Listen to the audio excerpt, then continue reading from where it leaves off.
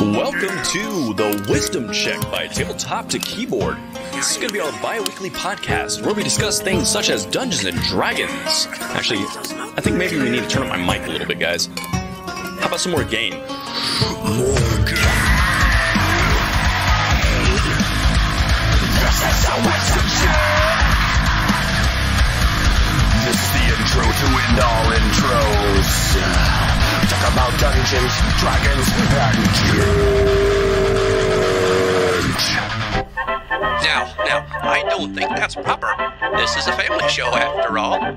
This is the intro we can use, fellas. It's good, clean fun for everyone. Welcome to the Wisdom Check, where we have wholesome conversations about the dilemmas we face every day. Nah, hold on a second. I got your intro right here. Yeah, that's better. Welcome to the Wisdom Check. Well, I'm right, Jeff's wrong. We're going to have guests on to talk about it. It's going to be awesome, because I said so. He is right. He did say so. I don't know. Is surf music the best music for a podcast about D&D? Fuck yeah. Okay. This just in, nobody can agree on our intro for this podcast. So we're just going to start. Welcome to the Wisdom Check. Roll for initiative. Fuck. A 1. It's like every time. Hey everyone, welcome to the Wisdom Check. Yeah, as always, I'm Jeff. Well, not as always, I wasn't here last week, but I am here this week. And I'm joined with my co-host here, Dustin. Hey, what's up, everybody? And our guest tonight is Hans Cummings. He's an author of science fiction and fantasy novels. He works in young adult and adult books. And, well, not adult books in that way, but we'll go ahead and keep it clean. And he is a fellow gamer, and he has been gaming for quite a while. And he's an all-around wonderful dinner guest. So, hey, welcome to the show. Hi, thanks for having me. Absolutely. So we were talking a little bit about your kind of history in gaming, and that it stretched back quite a while. And one of the things we always like to do is kind of get into the history of our guests to find out, when they kind of came on board with gaming and what that process looked like for them. So maybe you can fill us in a little bit. Yeah, I started in, it was 1982. Picture it, 1982, Greenwood, Indiana. My friend brought over this game, and it was this kind of magenta box with this really weird art on it called Dungeons and Dragons. It was the basic set with the Earl Otis art. And he said, my friend introduced me to this new game. You want to try it? And I was like, sure. What the heck? Why not? So we started playing it, and man, I couldn't get enough of it. I ended up, of course, back then, I was like 8 years old, so I didn't know the difference between D&D and Advanced Dungeons and Dragons and what the basic set was versus the expert set. So I went out and bought the first thing I could find, which was the expert set, which had different... I bought the expert set that went with the basic set that he had, and then I couldn't find a basic set, so I kept checking the one out at the library. Oh, and nice. Wow, they actually had it at the library. They did. They had like a little bookshelf that was maybe 4 feet tall, like 3 shelves, and it had similar, I guess it had other RPGs on it. Dungeons and Dragons was the only thing I remember ever getting from that shelf. I think crazy. One of us in my group of friends had it checked out perpetually, like the entire summer. It just kind of rotated throughout the group constantly. I got it right. Our library would have burned that book. Yeah, that was the 80s, early 80s, right? So 82. And then by the time I got a basic set, they had already had the Frank Menser revision with the 2 books in it. Oh yeah, and that's so my basic set was it was technically a different edition than my expert set, but we mixed and matched, and then we got the AD&D books, and we incorporated those, and we didn't know what the difference was. We didn't know what the heck half the stuff in there was, like how experience worked, what encumbrance even meant. We just like, well, we don't understand this word, so we'll just ignore it. And it worked for us. Luckily, you were in a library, so it was just a matter of paces to a dictionary where you could start thinking You it over. would think, but we didn't think that way. We just thought, man, we'll figure it out as we go along. And it worked for us anyway. You were just ahead of the curve. Yeah, nobody I knew. And of course, you had all these pole arms that had these weird names and no illustrations. And none of us ever thought to look in an encyclopedia or go to like the section that had books on medieval weapons. So we had no idea what a Bill Gizarm was or any of those. You're armed with a Becta Corbin, and never once did anyone go find a book on Becta Corbins in a library. That's fascinating. Yeah, we didn't know. We just looked at the stats. It's like, well, this one does 1d10 damage. It must be better than this other one. Because we weren't using the really complicated charts on weapon speeds and, to hit. Oh, yeah, I forgot about weapon speed. And, the bonuses or penalties if you were using a particular weapon against a particular type of armor. And all those complicated rules. We just ignored all that. When you run around with some of those big pole arms, you're like, I don't understand why anybody would use anything else. These things are great. Yeah, exactly. Well, and historically, that's kind of the way it went. You know, it's kind of fascinating because you're talking about not knowing what encumbrance meant when you started. And it seemed like I was always running into words that I didn't know through gaming. Like it seemed like that's where my vocabulary came from, for better or for worse. I don't know. Now, do you think that gaming like this kind of pointed you towards writing? Yeah, I'm pretty sure it did. Because like you, there was a lot of vocabulary that I learned through gaming. I was just thinking the other day, and now, of course, I can't give you the example of something like, I use this word all the time, but I would probably never have become aware of this word if it wasn't for Dungeons and Dragons. Because it was something that Gary Gygax had written in one of those books, and it just stuck with me, and I ended up incorporating it into my daily vocabulary. And it's like, nobody talks like this except for gamers now. Although nowadays it's more ubiquitous than it used to be. Yeah, for me, it was vampire, celerity, passance, obfuscation, these words just were not my vernacular, but you kind of walk through it and eventually it's all in there. Those were the games where they had to come up with new words for things because they didn't want to use words that were already being used by other TTRPGs. So they're like, all right, we got to come up with a new word for moving really fast. Alacrity. Got it. Cool. Now, you were saying earlier that you thought this kind of played into your writing. Now, did you start off with fantasy novels, or did you kind of go towards a sci-fi thing initially, or was it something completely different? Initially, I think the first thing when I decided I was going to try writing actual prose fiction, full-length novels, because I had written a few short stories here and there that never really went anywhere. Fantasy, I did try to write a fantasy novel in my 12th grade year of high school. I was handwriting it on notebook paper, and I got 60 pages into it, and it was very derivative. I was thinking, I'll just write a Forgotten Realms novel, which I had no idea that there was just no way that was going to get published ever. And it's a good thing too, because I still have it somewhere, and I don't like going back to it. When I first got serious, okay, I'm going to write this novel, and I was, I had an adult mindset. I wasn't just some kid anymore. The first one was actually a superhero story. Oh, interesting. Cool. And I wrote it for National Novel Writing Month back in 2007 or something like that. And I was a huge overachiever. I got 90,000 words in 30 days, mostly because at the time I was commuting with my wife, and we did not have a similar schedule. So I would be at my office for 2 hours after work ended with nothing to do. So I would write then, and I got a heck of a lot done during those hours. And it's still sitting on my hard drive somewhere. I haven't really done much with it. It's not a bad story, I don't think. I'm sure my writing skills have gotten much better since I wrote that, so it needs heavy revisions. I don't really like the ending that well. So it would require a lot of revision for me to do anything with, and I don't know if it's worth the effort.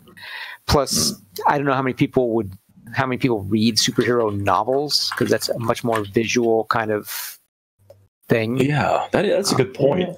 I'm kind of curious, chat.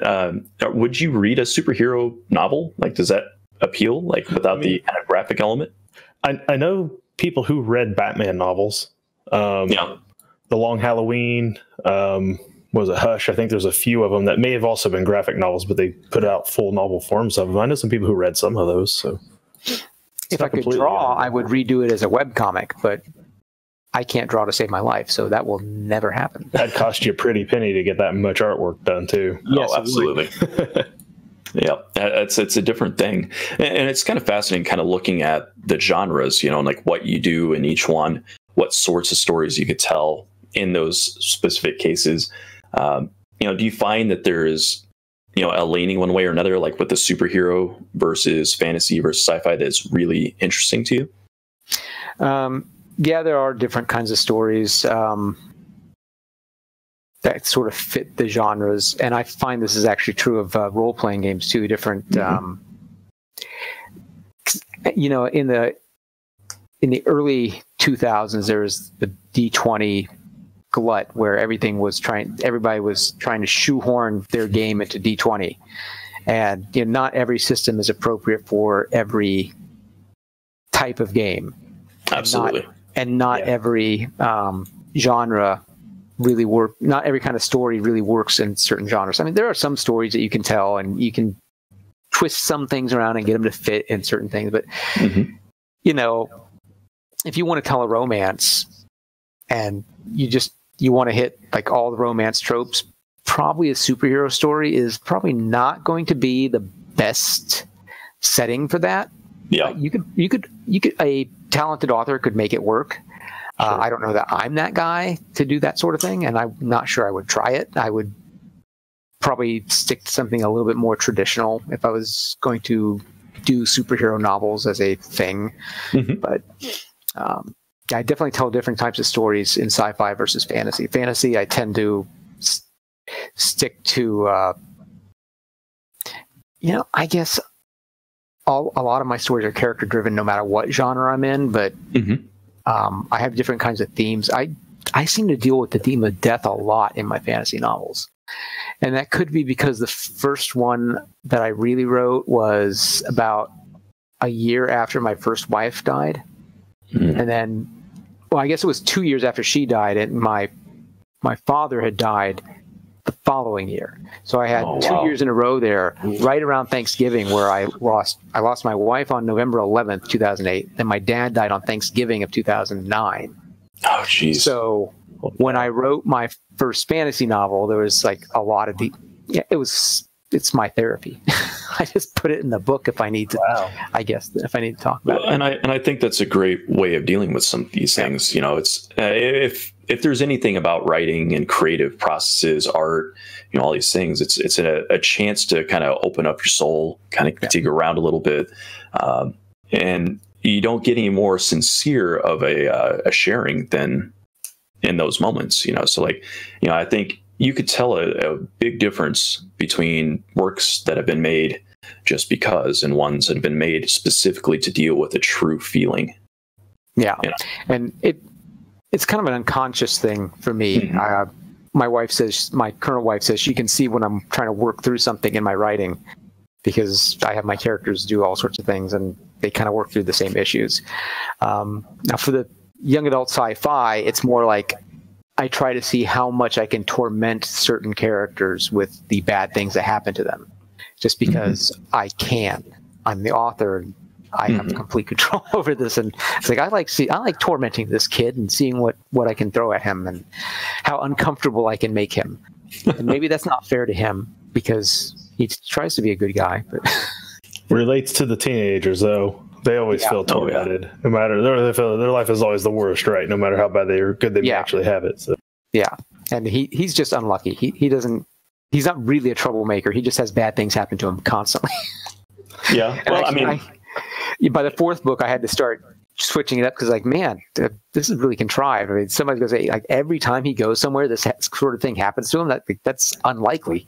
He's living that Charlie Brown kind of life, right? Yeah, exactly. Where he goes trick-or-treating and he gets a rock. It's always Charlie Brown getting the short end of the stick, right? Yeah. Yeah, exactly. Yeah, Lich and I were saying, and their kids, why have them if you can't torment them? Yeah. Right. Yeah, it's a really interesting thing, you know, like I think what you're touching on there, which is really fascinating, is something we've talked about a few times, and that's that you're throwing things at a character and seeing how they'll react is how you phrase that. And that's really interesting because it's a separate entity that's out and about that you've created, but you're witnessing its growth and its learning and its expansion as you're writing it. You know, do you feel like that's a normal thing for you in your writing process, that the characters emerge on their own?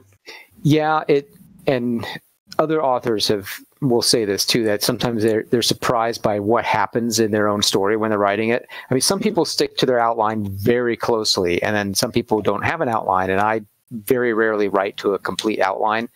Mm-hmm. I have had bad things happen to my stories when I've done that. In my first novel, Wings of Twilight, there was a character that I had intended to be kind of like a co-protagonist through the entire story, and spoilers, he died halfway through the story.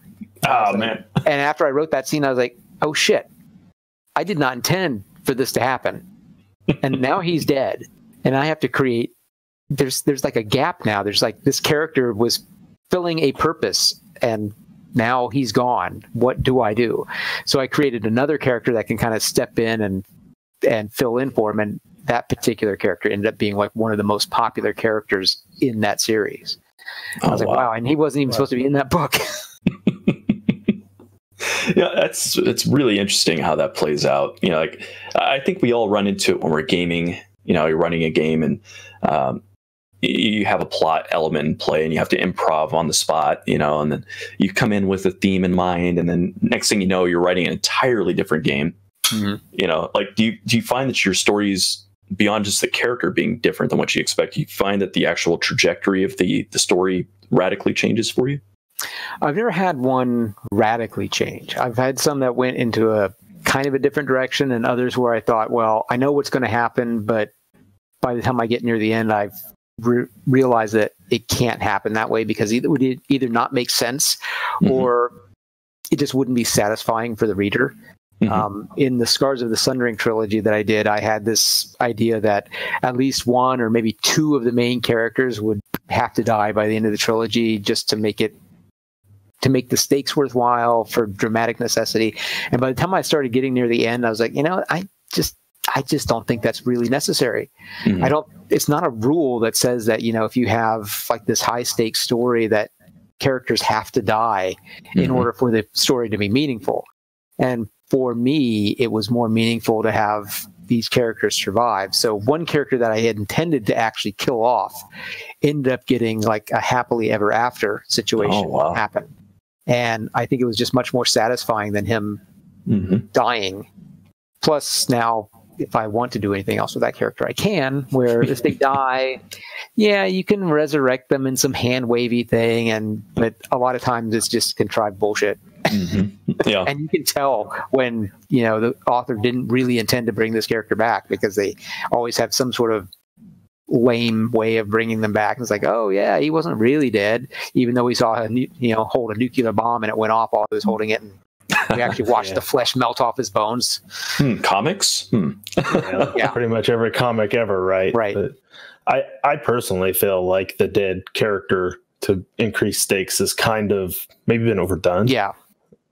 Like I much prefer really bad things to just happen that don't completely result in death. Yeah. But like bad, because then those characters get an opportunity to then change or grow from it. But when they die, I mean, unless you do some hand wavy crap, like that's the end. It's like that you don't learn anything else from it from that point on, unless they Obi-Wan Kenobi their way back ghost form to then teach you moral lessons the rest of your life. Like you're pretty much over with. So yeah.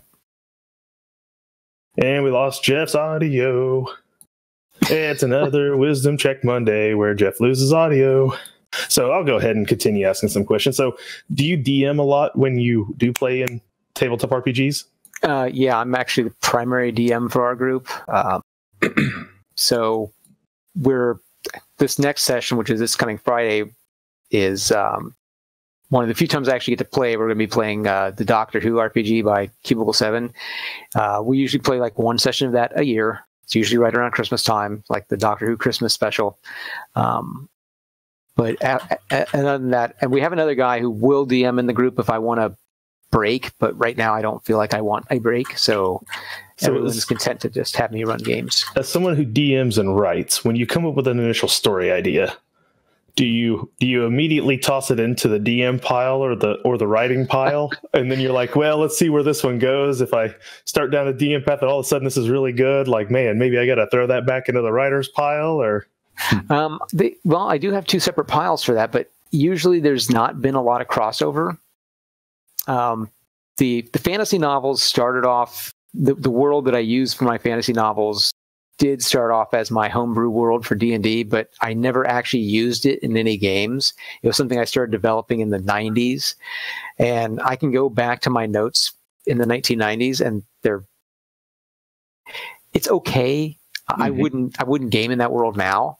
The names are really contrived, and yeah, in my youth, a lot of things were contrived. And we have a homebrew world that we play in that extends back to our youth, and it's safe to say that we've killed a lot of it and moved on in a lot of ways. Yeah. So I understand fully what you're talking about.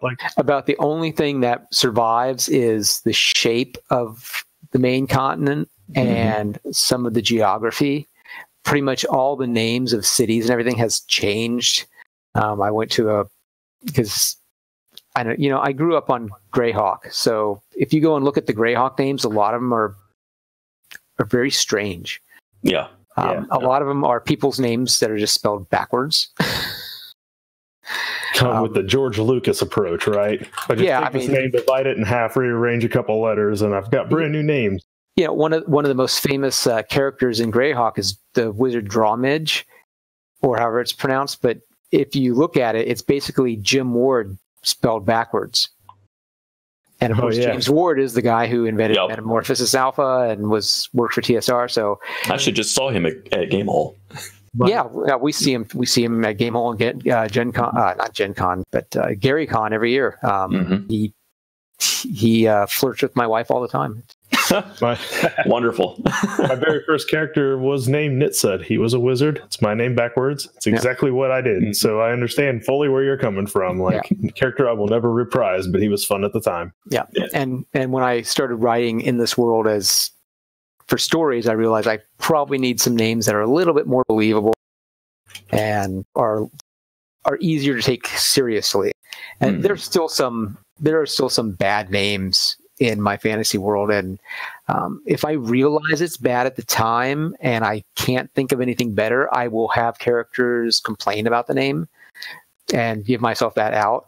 Nice. Yeah. In Wings of Twilight, I specifically call out one of my characters as he gets to name like these rooms in their these areas in their city because they're living underground. So he's like, well, this is the chamber of death, and they're like, why are you calling it that? It's like, well, what's wrong with it? It's like, can you think of something better? And so I just have him bad at naming things. So if there's ever a bad name, it's like, well, Kale named it because he's really horrible at that thing. So I just blame him. You ever find yourself rushing to get one of those name generators online when you just can't come up with something? You're like, screw it, I need a place. Dothamir. There you go. All right, name of town. I have used those. I go to baby name sites also. Oh, yeah. Especially if I know that a particular area that I'm writing in geographically is similar to some place on Earth, then I will totally steal names from there, like in Summer of Crows, which has not come out yet. And it should be out. Should have been out several months ago. It's pretty much a kind of a Eastern Europe kind of setting. So Romania, Yugoslavia, that area of Europe, and pretty much every name of somebody who's from that area is right out of one of those baby name books of Russian boy names, Romanian boy names. Yeah. It's you're saying earlier that you looked back on your works, and sometimes you cringe a little bit. It's good that that's the direction things go, obviously, because it clearly means that you're getting better as time goes on. And I think that's one of the things we, when you're running a game, you don't often give yourself the credit for, that you are getting better. That's okay to make something that isn't 100% perfect, and kind of get out there and just go through the act of creation and, learn from the process. I think we've all run some terrible game sessions. They just kind of got away from us and something went wrong. Somebody's in a bad mood. You're not paying attention, you weren't prepared well enough, something like that. And, a lot of times it's really dejecting for people. But I think, if you spend the time kind of looking back and kind of analyzing what happened, like the play by play, so to speak, you could really come away with some really important lessons. Have you ever had one of those kind of moments in the gaming world? I'm sure writing has come up a lot, but yeah, we've had sessions where it's like, man, everything was just awful today. And a lot of times, sometimes it's hard to tell if it's awful because their dice were crap, which happens in my group a lot. It seems like everybody around the table will just have a night where they cannot roll above like a 7 all night long. And it's hard to tell if the frustration is beginning because of their dice or because the nature of the adventure. It was especially difficult in Tomb of Horrors because, not Tomb of Horrors, but Tomb of Annihilation, because there are puzzles in that adventure. And one thing I've learned over the years, puzzles written by somebody who is not a member of the group often do not work for a group. Yeah. If you're not on the exact same page as the person who wrote that puzzle, a lot of times it seems very obtuse and weird. It's like playing one of those LucasArts adventure games from the 90s, like Curse of Monkey Island or something, where you have to combine the steak with the gum, with the turpentine to come up with something weird that suddenly works to solve this puzzle. And you're like, how? And then in the computer game, you can just try various random combinations so you get something that works. Yeah. If you're sitting around a game table trying that, it just takes forever, and everybody feels like they're beating their head against a brick wall. Yeah, and it's not satisfying. If you're literally just doing random things until it happens, that's not a puzzle. Yeah, and the very first puzzle they ran into in Tomb of Annihilation was one where they had these murals that kind of showed what the hints were, but there was no language. There was nothing written stating explicitly like this is how you get past this particular puzzle.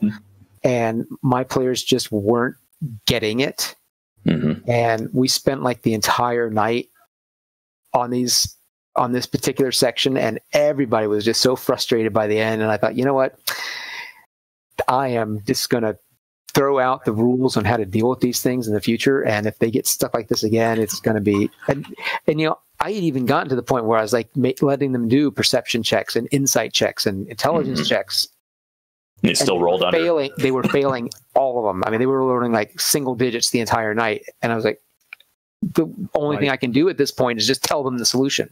My easy out is instead of having them roll something, I just pick the player with the highest score that I think is the most applicable and just give it to him. Yeah. Give them the clue. Like, quit rolling here. You notice this. Now see if you can figure it out. And when you're reading it in the book, it doesn't seem like it's that obtuse. It seems like, well, okay, this is reasonable. This makes sense to me. But then when you're describing it as a GM, you can't like read the entire description of the encounter verbatim.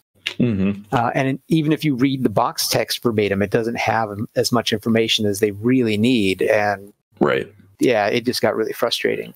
Well, it's important to know what the puzzle is meant to convey. Like if the experience of doing a puzzle isn't fun or gets frustrating, it's lost.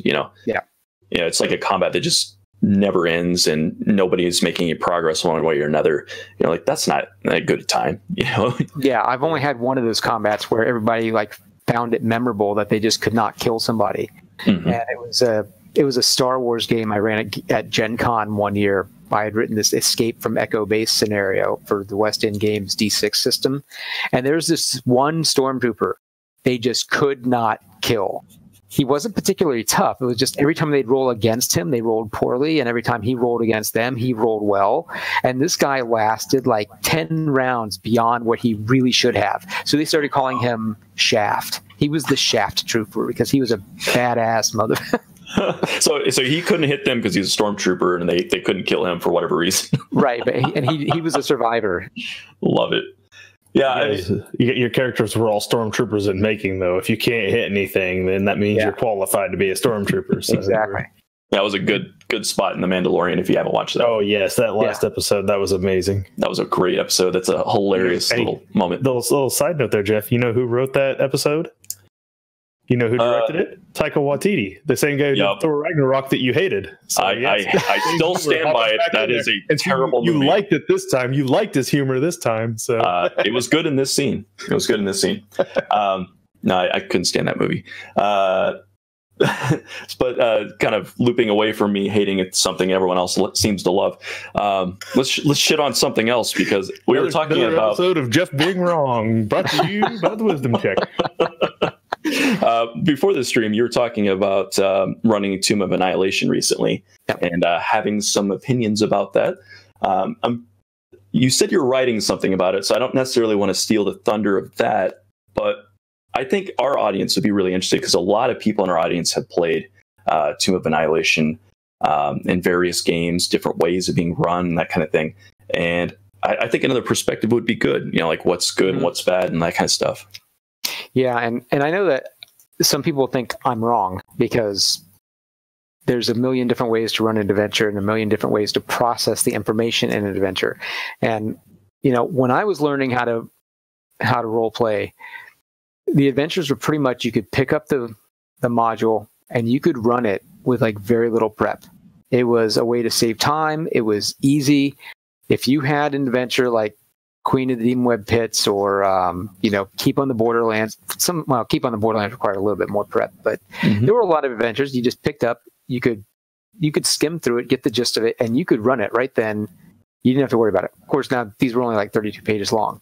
Yeah. My big problem with most of the hardcover adventures I've gotten from Wizards of the Coast is that they require so much prep, and they require you to know so much about what happens later in the adventure when you're starting out, that it's more work to use their adventures than it is just to come up with something yourself. And it took me to the choir, man, but we totally with you on that. It took me a long time to come to terms with the fact that was true. I was like, that I must be doing something wrong, because if I buy an adventure that somebody else has already written, it should be less work for me than if I come up with something myself. And I think that it's not supposed to be anymore. And it took me a long time to really understand that. And maybe it's because I'm not that old, but I've been gaming since the 80s. So I've been playing games, RPGs, for like 30 something years now. And times change. And I guess I hadn't changed as much as I thought I had when it came to that. Yeah, it brings up something from the chat here. The Liching Hour is asking, for that reason, do you prefer Dungeon Crawl Classic adventure modules? Do they kind of throw back to that style? I have several of them, and I've never read any. And I've played Sailors with the Sunless Sea, I think it is. Yep. I played through that as a player. I've never actually run DCC. And I enjoyed it, even though the character that I actually liked died, and I got stuck with the one I liked least. So I kind of learned the lesson of the funnel. If you like a character, don't use him as much. And I try to keep him protected, and hopefully the GM won't notice that you're kind of protecting this one particular character. Well, you have to like this. And for those who aren't familiar with Dungeon Crawl Classics, our friends over at Defenders of Cobalt are running that exact module right now. And one of the things that you have to do is you have to set up your marching order, your characters 1, 2, 3, and 4. Then they determine which person in the line gets hit. So even if you're trying to hold them back, they may still get their number rolled, and that's it. They're done. Yep. So the funnels are brutal. They are not intended for everyone to walk out alive. And the more you like a character, the less likely it is he makes it. So my group enjoyed playing it, but everybody was said, if we ever play DCC again, we don't want to do the funnel to determine how to get our characters. I can see that being one way or the other. I think Dungeon Crawl Classics kind of harkens back to that like super random, super harsh, kind of environment. And so it's super old school. You got to be a certain type of player to enjoy that, Yeah. There's other variations of it coming out now too that are kind of cool. There's Mutant Crawl Classics. Yep. A friend of mine over at Notorious DMG got us hooked up with a guy who's done Dark Trails, which is like a Western version. And so, there's a lot of good stuff out there for that kind of gameplay if you're into it, but it is definitely different. Oh, Yeah, I'm hoping Dark Trails will scratch my Western itch, because I've been looking for a Western game that isn't trying to model reality so closely that I need, a slide rule in order to figure out how to hit things. We got one. We got one coming up that you can check out too in a couple of weeks. Oh, cool. Yeah, we have a.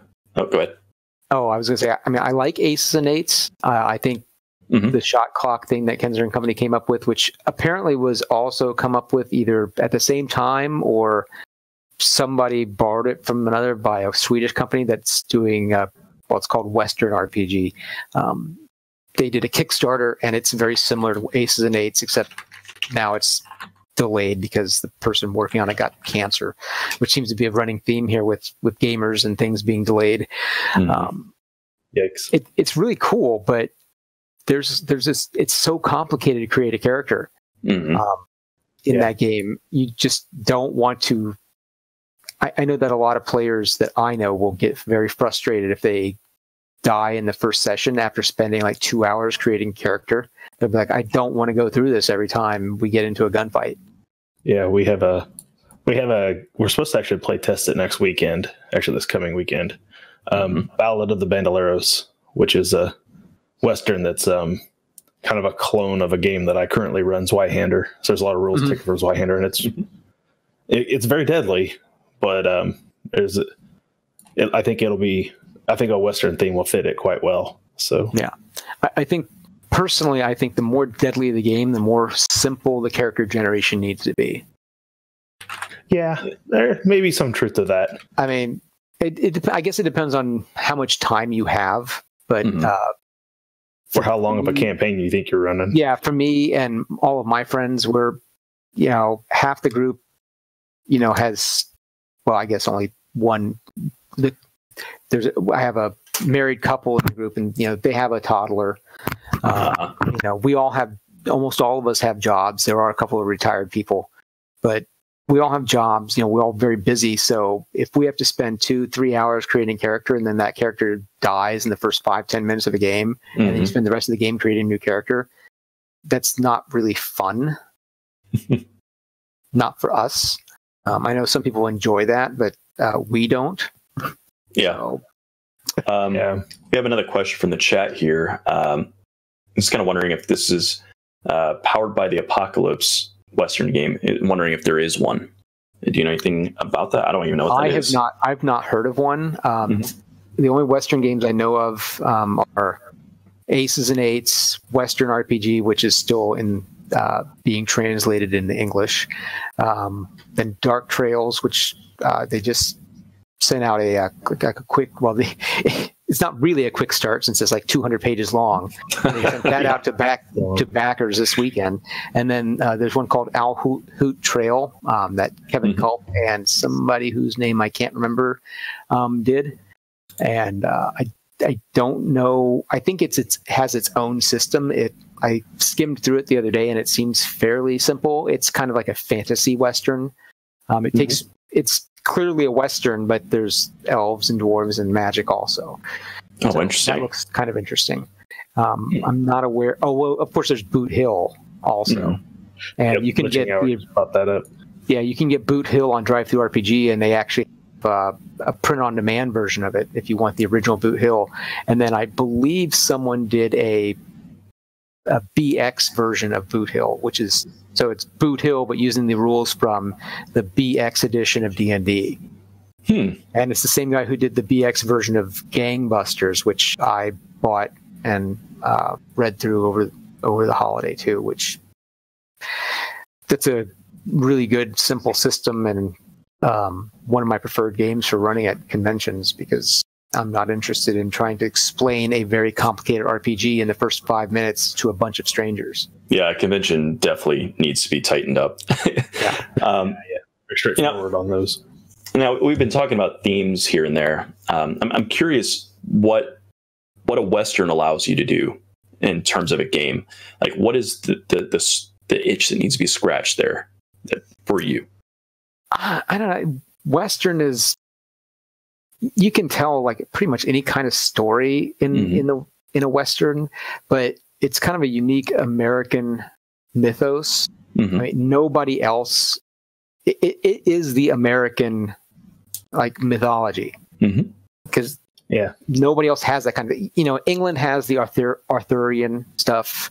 In Eastern Europe, you've got Baba Yaga and those kind of things. You've got the Arabian Nights. Well, those are stories written by somebody from that continent. It was just translated by an English guy who probably got a lot of it wrong. But the Western is like, it's the American thing. And I think it's been underserved in gaming. I don't know if it's because people can't figure out what to do with it, but you can do whatever you want with it. But there is a lot of problematic elements that people don't necessarily realize maybe that are problematic, that seem to be like go-to things. If you go back and watch the movies of the 50s and 60s, they're always fighting the Indians and stuff, and nowadays we realize that was really us stealing land from people who were here before us.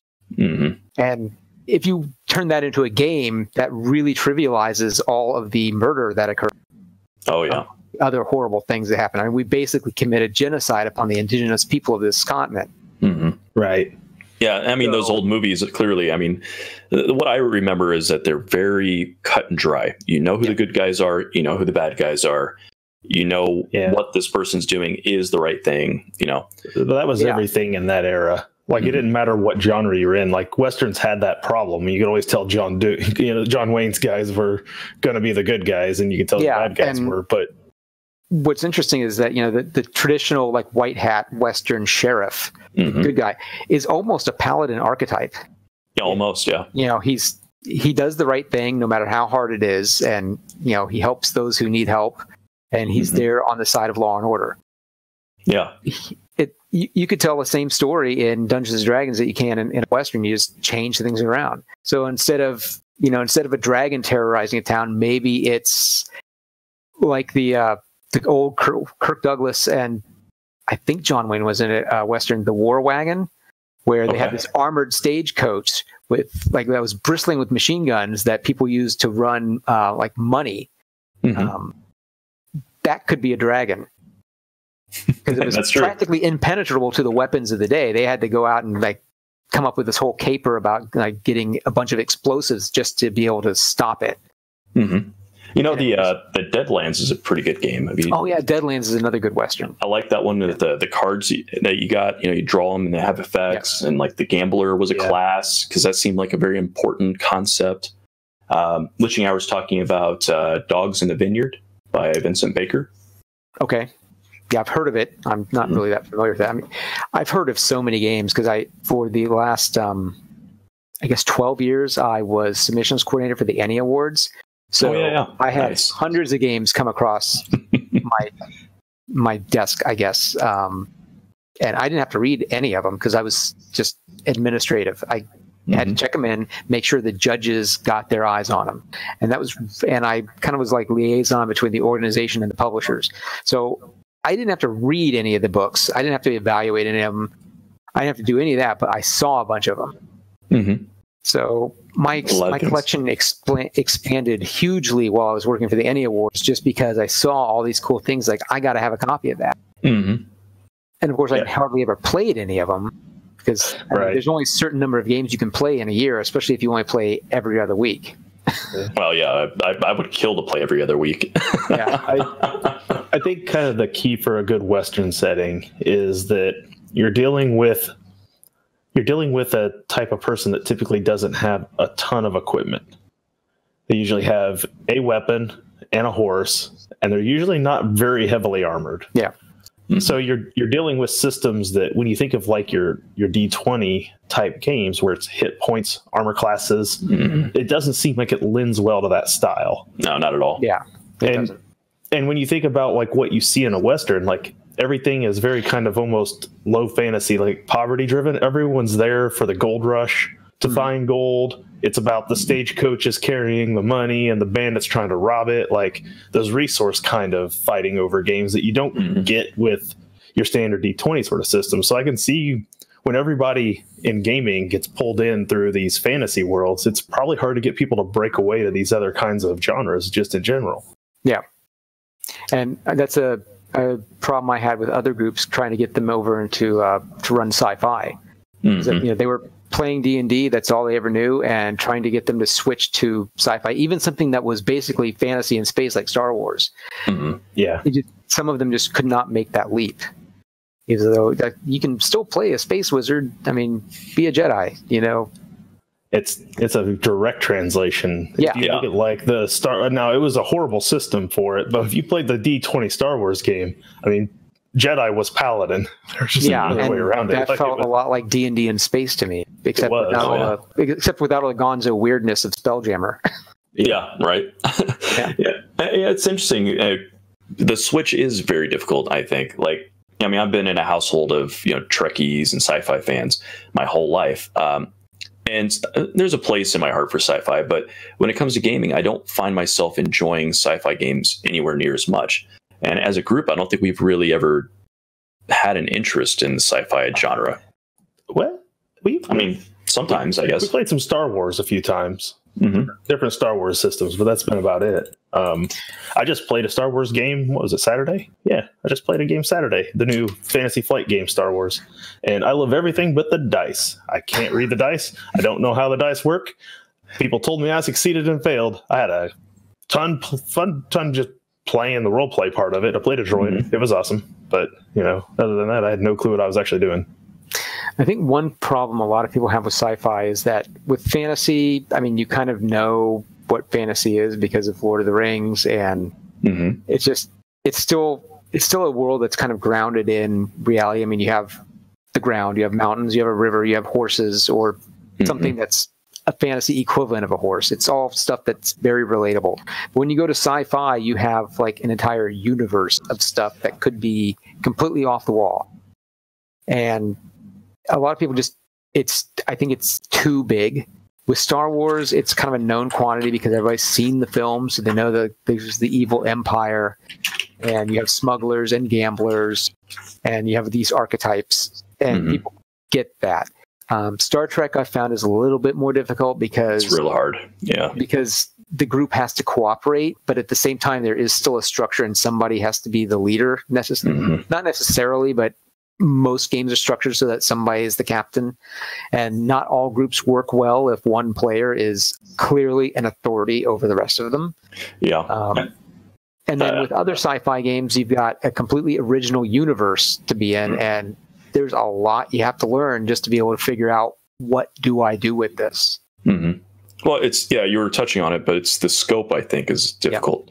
Like telling a story writing a story and making a game are very different, and I think that the concepts that you were kind of touching on there, that, the hierarchical structure of a military is problematic unless everyone's kind of in equal footing. So like maybe if everyone was an ensign kind of going through like academy or something, maybe that could be an interesting kind of story. But like spaceships, like you want to represent the Enterprise flying around. Okay, well, what do you do on the Enterprise? Well, you got a gunner who's standing at a console making gun rolls. You got a pilot making pilot rolls. So they all have their job, but like it feels a little strange in play. I'm not really sure how to kind of pinpoint why it is, but I think the problem is sometimes is that it's much harder to wrap your head around just how big the Enterprise is. And just how many people are on it versus the intimacy of like flying the Millennium Falcon. Where it's like there's like these 3 people have these particular jobs, and there's one guy in a gunner's bay back there somewhere, and one person running around with a wrench. Like it's much more intimate. I think it's easier to wrap your head around that than like basically a floating Citadel city that can warp to some other part of space in a matter of a few seconds. And I think sci-fi does something differently. I mean, depending on the flavor of sci-fi, like, because I think there's like the hardcore rigid science sci-fi, that's like telling you future stories, and then there's philosophy kind of canned into the sci-fi genre. Like those seem to be different types. Like you're trying to have a vehicle to launch a philosophical conversation, and I think that's hard to translate to a game, unless you're really, really good at structuring and planning around players.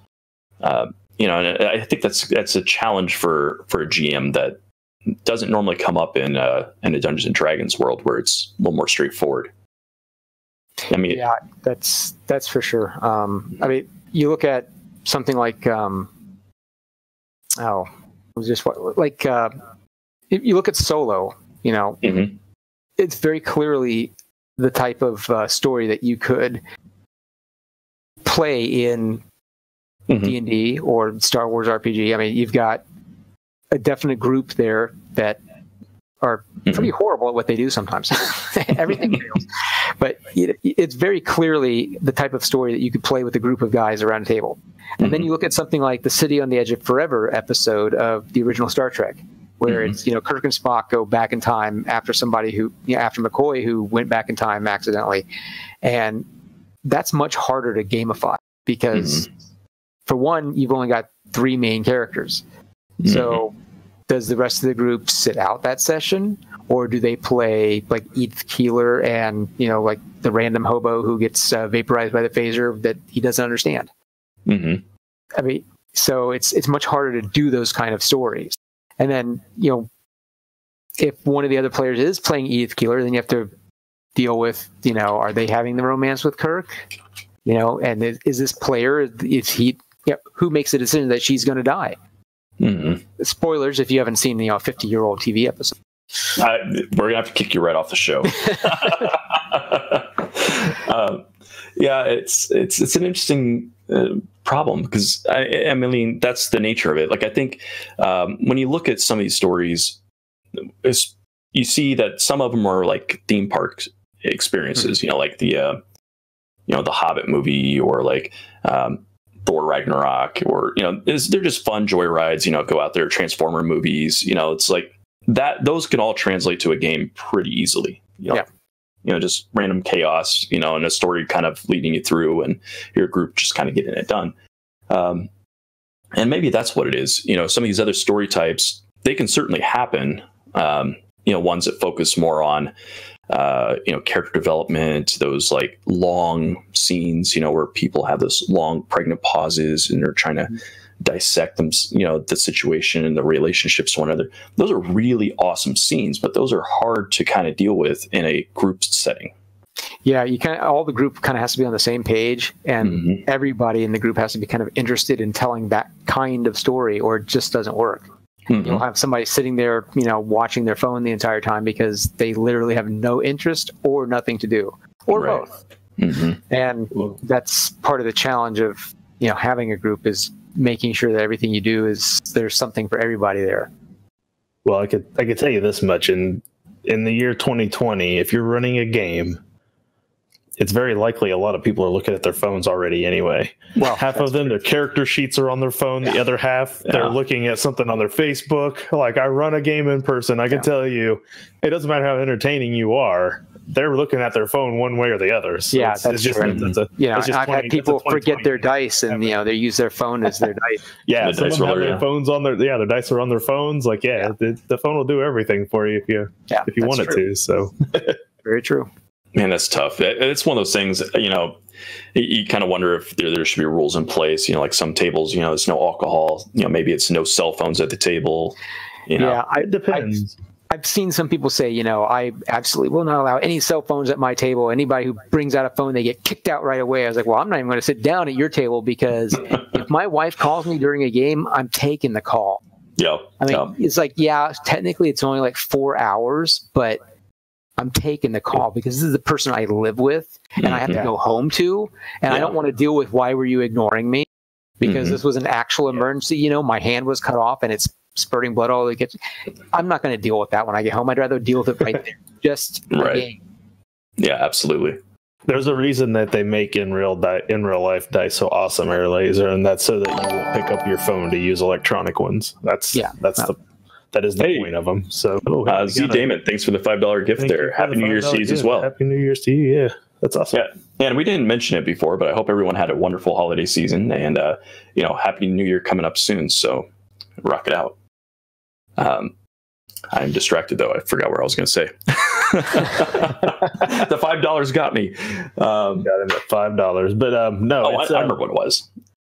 So one of the things we were kind of toying with was there was a question that kept coming up last week, and it was people wanting to get their significant others that don't game into gaming. and it sounds like you and your wife game together. And Yes. actually, I know that for a fact. But I'll just kind of pretend like I didn't for the sake of conversation. So, I mean, was that something you had to convince her joining games? Was she always a gamer that came to you and was like, yo, I'm going to run this with you? What was the situation? No. When we first got together, she was not a gamer. She was aware of it, sort of, because she went to school, and Yep, sure. and she knew about the guys going to the AV room in the afternoons to play Dungeons and Dragons instead of doing AV club stuff, I guess. But she didn't. She got into a career and was busy with that. And then when we met, I mentioned it was something that I was actually kind of in between groups at the time, because after my first wife died, that group just kind of fell apart. I think some people found it awkward to be around me after that because they didn't know how to treat me. I mean, they could have just treated me the same way they had been treating me and it would have been fine. But not everybody knows that they can do that. So that group fell apart. So I didn't actually have a group at the time. And I told her, I said, there's this convention I want to go to. It's GaryCon. It's a convention that's in celebration of the life of Gary Gygax, the guy who invented Dungeons and Dragons. And I didn't go last year because that was GaryCon 1. That was like the year after he died. I think GaryCon 0 was technically like the kind of impromptu convention they had after his memorial service. And then they did it the next year, and that was GaryCon 1. I think. I could be wrong. But in 2009, I was no longer married to somebody who would definitely not let me go to Wisconsin to go to a gaming convention. And I thought, well, it was kind of like one of those Austin Powers moments where I was like, I'm single. I can do whatever I want. Which maybe that's a horribly insensitive thing to say, but unless you've been through what I've been through, I had the opportunity. So I was like, I'm going to go. And she said, well, can I go with you? And I kind of like my brain shut down for a moment because I was like, wait, what? A woman wants to go with me to a gaming convention? Like, what is this, the Twilight Zone? So she went, and she didn't know a whole lot about gaming.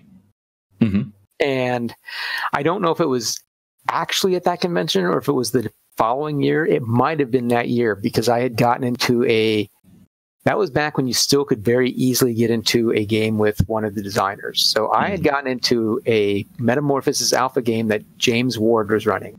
I thought, this is the great thing about GaryCon. You get to play these games with the guys who wrote them back in the day. And she, tootled along with me to whatever games I went to and just sat and kind of observed. She did her knitting and stuff. And he said, no, you can't just sit there and watch. You have to play. She's like, well, I don't have a ticket. He said, I don't care. It's like, you're sitting at this table, you're going to play. So pretty much the very first game she ever played was Metamorphosis Alpha, James Ward. Wow. And that's crazy. She did incredibly well. She ended up kind of being like the leader of the group because I don't know why, but because she didn't have her mind wasn't in like the gaming paradigm.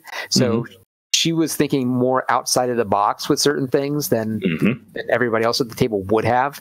So she was actually coming up with stuff that worked and that got us places and didn't immediately get everybody killed. Although I did in playing, and I still blame her for that. Well, that doesn't matter. But she had a good time, and then she said, "Will you teach me to play Dungeons and Dragons?" And I'm like, okay. Wow. So now, did she have an interest in those sorts of topics and things before? I mean, obviously, you're saying she wasn't a gamer before, but yeah, she was kind of always interested in it. But the where she grew up, how she was raised, and everything, it was just not something that girls did. Sure. And it wasn't something that was encouraged. She came from a very traditional Italian family where, even though she did have a career, it was still, well, once you have a kid, you probably should, stay home and raise a kid and be a housewife. And even though she had gone to school, she had trained in opera, and she chose not to pursue that as a career because she didn't want a life on the road. Because for one, she has a lot of food allergies, and if you have a lot of food allergies, eating out is risky. Yeah, traveling gets a little tough. As we learned in Wisconsin at Gamehole. Yeah. when we I was like, oh, you're frying all that stuff in coconut oil. Oops. Yeah. Yeah, Oh, that was wow. that evening was not fun. No, it didn't sound good. Yeah, that was not an anaphylaxis reaction, fortunately, but it was still very unpleasant for the rest of the evening. Ooh. Yeah. The food was good, though, man. Yeah, it sure was. I mean, we went all over the place. There was if you guys ever get the chance to go to that con, there's just tons of just amazing places to stop around, and good places. It's fascinating kind of looking at this stuff, and obviously there's some cultural elements that at play that are kind of restricting who gravitates towards these games. But it is kind of tricky, I think, for couples with a gamer and a non-gamer, right? Like, I think it's one of those things where like people want to be supportive of their significant other. And I feel like that's pretty important. I mean, we get a little obsessive with these games, it's only taken me and my wife 17 years to figure out how to balance this stuff. So yeah. She doesn't play. She went to Gen Con. We played board games there while we were there because she loves board games, but she had no interest in the rest of it. My first wife would play board games with me, certain ones. She wouldn't play just any of them, but she would play some of them. The role-playing games she had no interest in, although she did indulge me as long as it was only like every other week. She wasn't too much of a fan of going to conventions. She would let me go to Gen Con because it was local for us at the time. She wasn't particularly supportive of my writing because she saw it as taking time away from us. Because she's not spending time with me. It's like, I'm literally in the next room. It's like, but my current wife is much more supportive of all of that, and she's much more of an enabler than my first wife was. Like the very first Gen Con we went to, she stops by and sees these Geek Chic tables. She says, I want to buy you one of those. And I said, okay.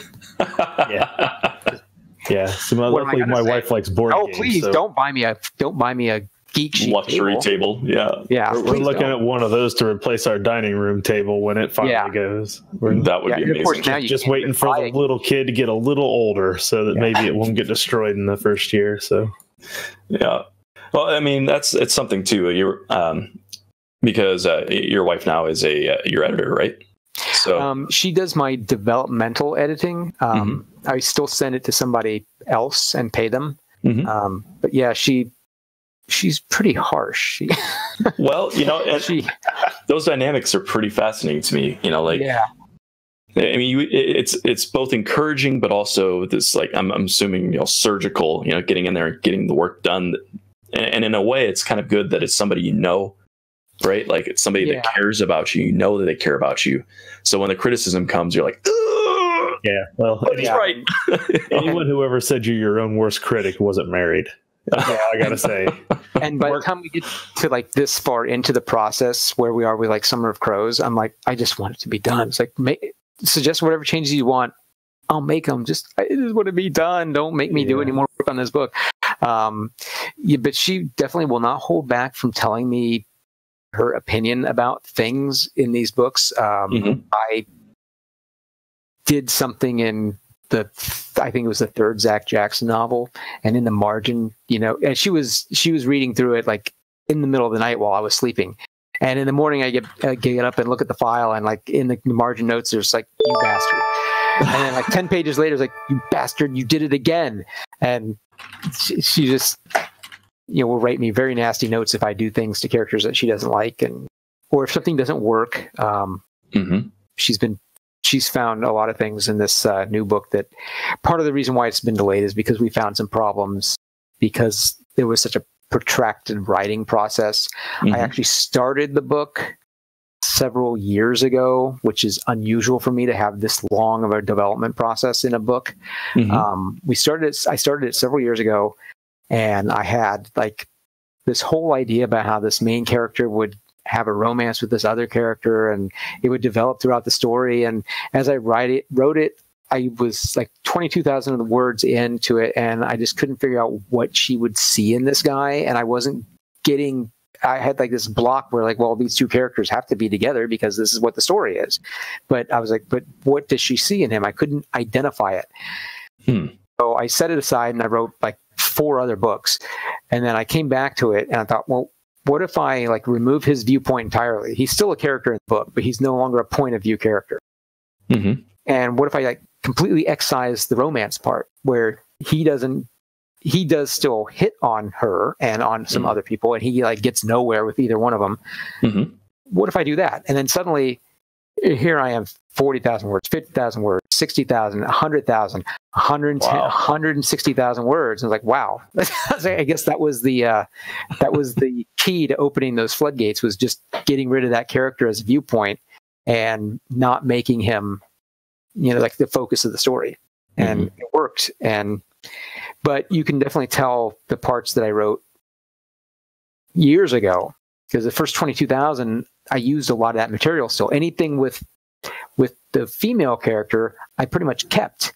Mm-hmm. So a lot of that stuff is the same. And then I wrote probably another 20,000 words before I had to take some other reason, I think.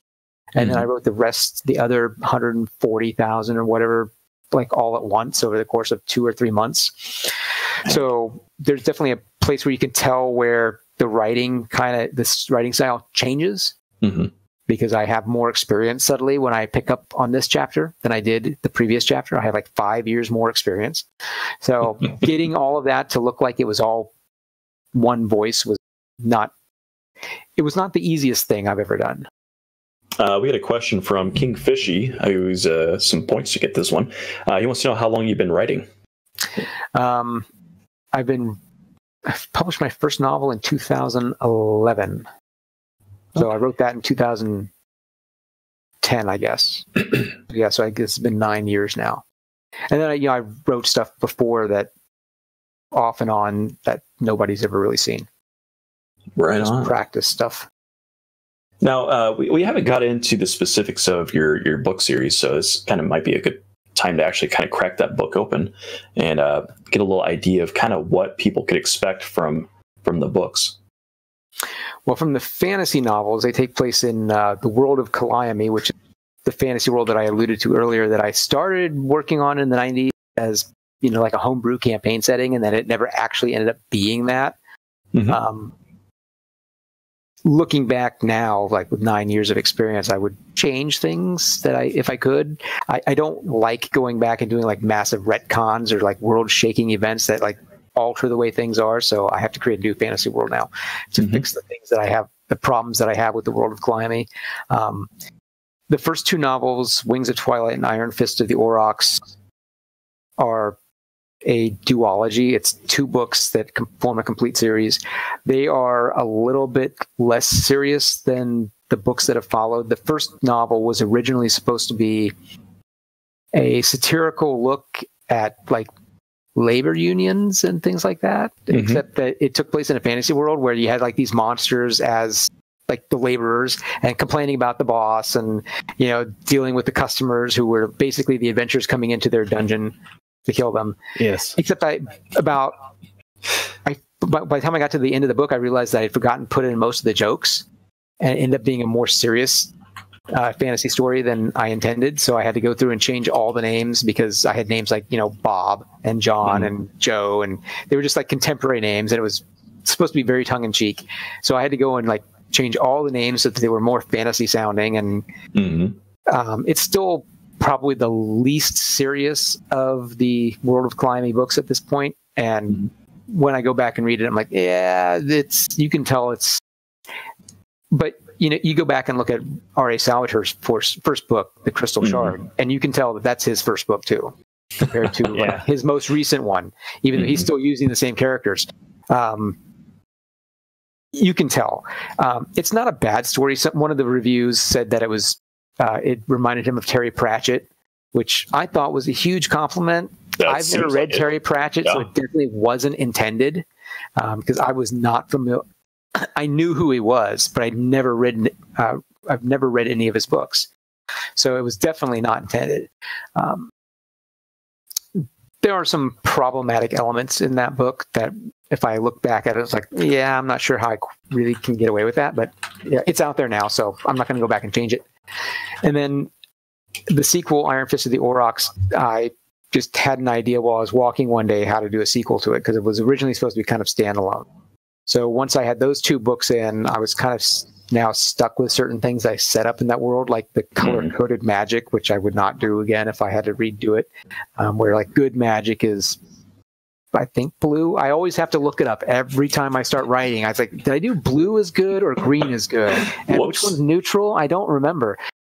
And then red obviously is evil. I don't know why I picked RGB.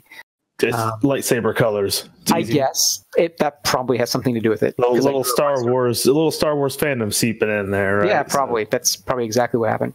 And then I wrote the Scars of the Sundering trilogy, and unlike the new Star Wars trilogy, I actually planned it all 3 at once. All 3 novels I planned at the same time. You say you didn't take the second book and hand it to somebody with a wildly different philosophical idea of what the book should be, and then try to write the third one afterwards? Right, exactly. Oh, okay. That seems like a weird idea. It's amazing how that must have worked out for you.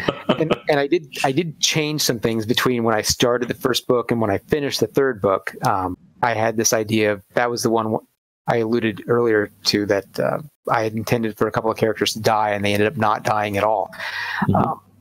But that story kind of follows up with some of the characters. It's not, technically it's a sequel series, but you don't have to have read the first 2 books.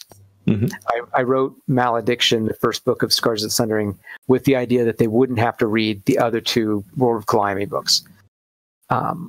So you've got these 3 main characters in that story that, now that, well, I got to go back because my thoughts are very stream of consciousness. Wings of Twilight and Iron Fist of the Aurochs kind of tell the story of a city of monsters that kind of live in a dormant volcano. Basically, it's a very stereotypical like monster lair that adventurers come in to kill them and take their stuff. In those 2 books based around that, I'm waiting to play if my character ever dies. So I read that earlier today on your site. I was like, oh, that's great. I've got a character that fits right in there. So yeah. Carry on, though. Those 2 books tell the story about how this city kind of establishes themselves as an actual city in the world where people can come and trade, and they're not just a location that's thought of as like this cesspit of evil. They're actually a city. You can do trade with them. There's people there. So that's the first 2 books. So like 5 years later, the second series takes place. I think it's 5 years.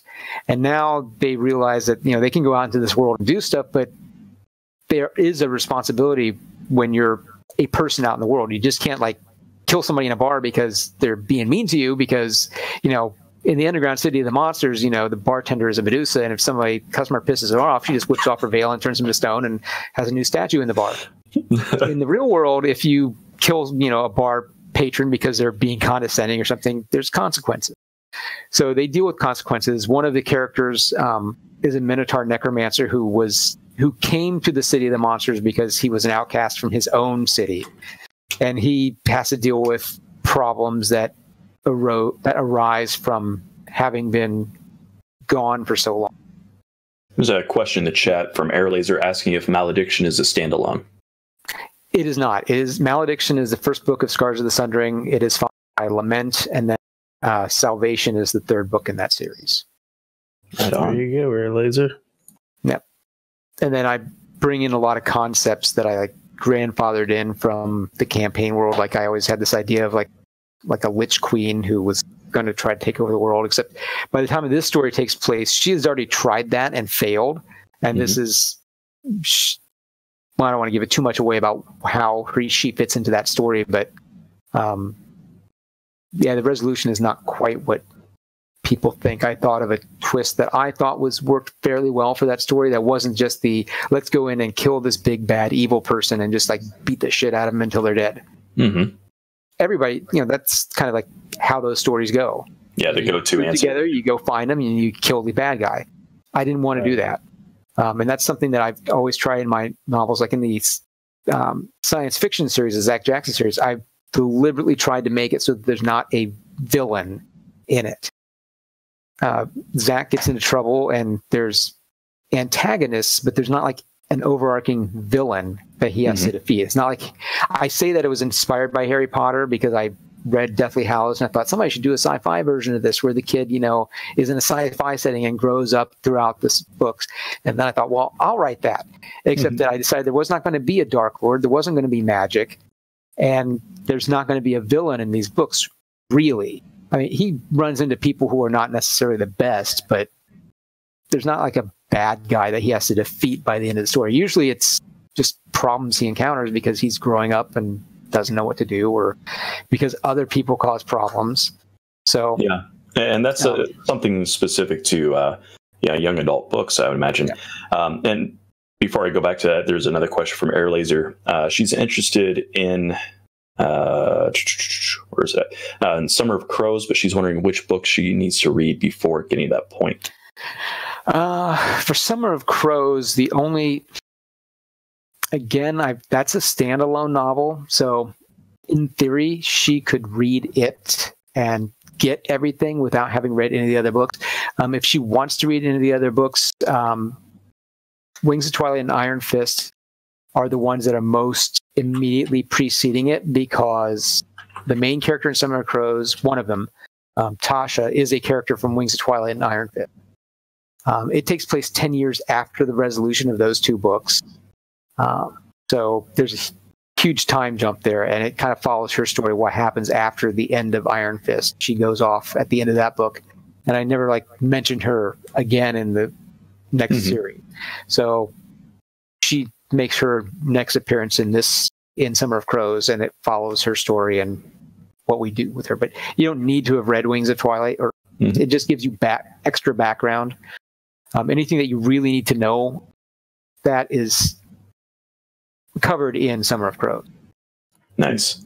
And really, that should be kind of a thing for whether you're writing books or telling multiple campaigns in the same game world, is if you're jumping to a new set of characters, you really should make sure that you don't have to have knowledge of a bunch of other characters that aren't going to appear in this book or in this story. Like, that's just a good thing that you see done in various formats. Like when you watch Star Wars Rebels, you don't have to have a lot of knowledge of any of the other movies. You can just watch that show and you'll know what's going on.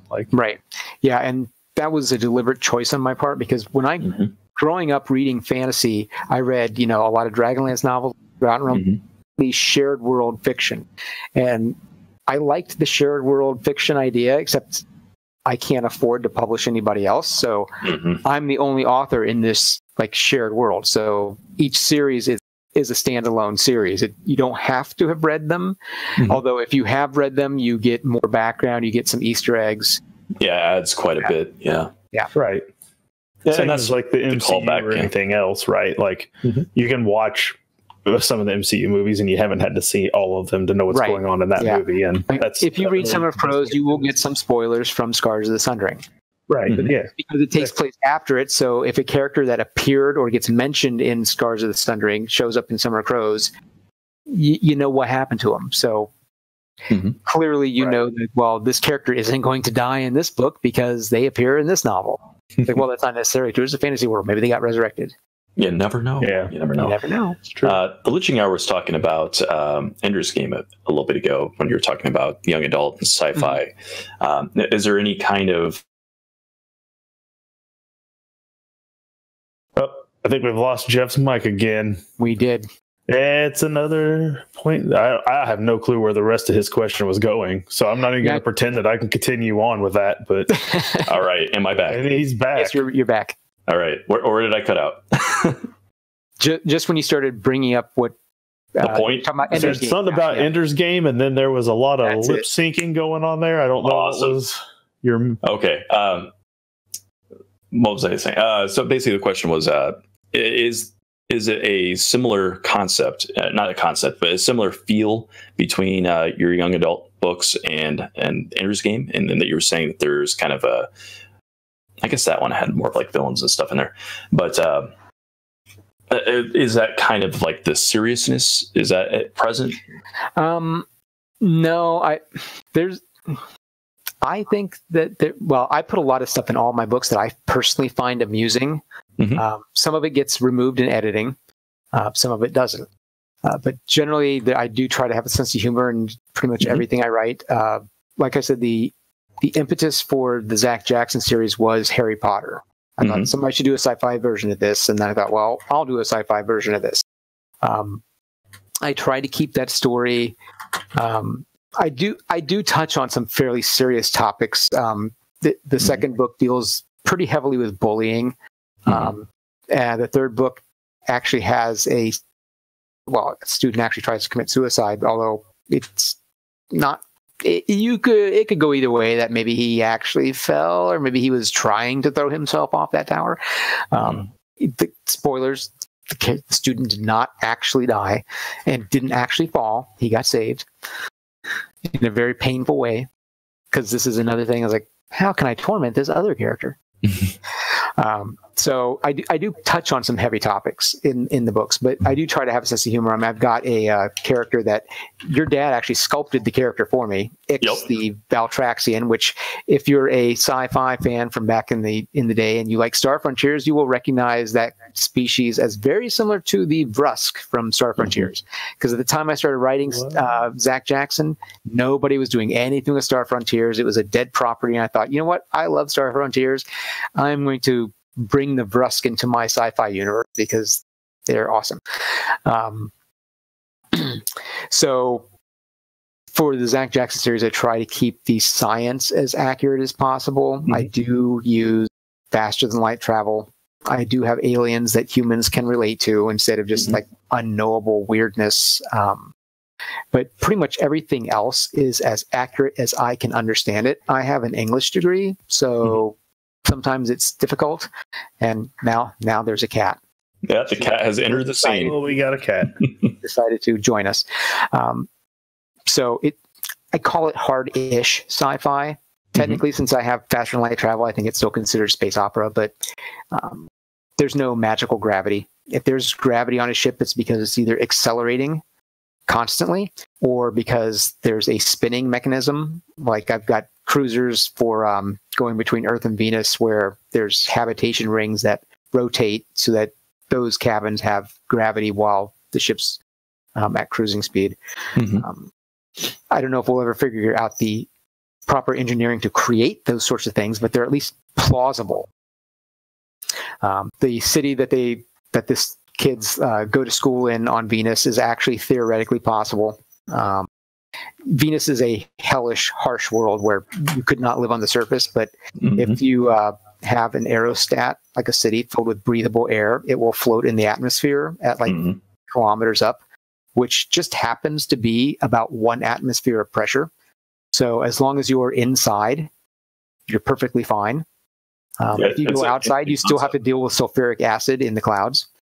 So just put on an environmental suit and you'll be okay for short periods of time. Don't fall. If you fall Cloud City, baby.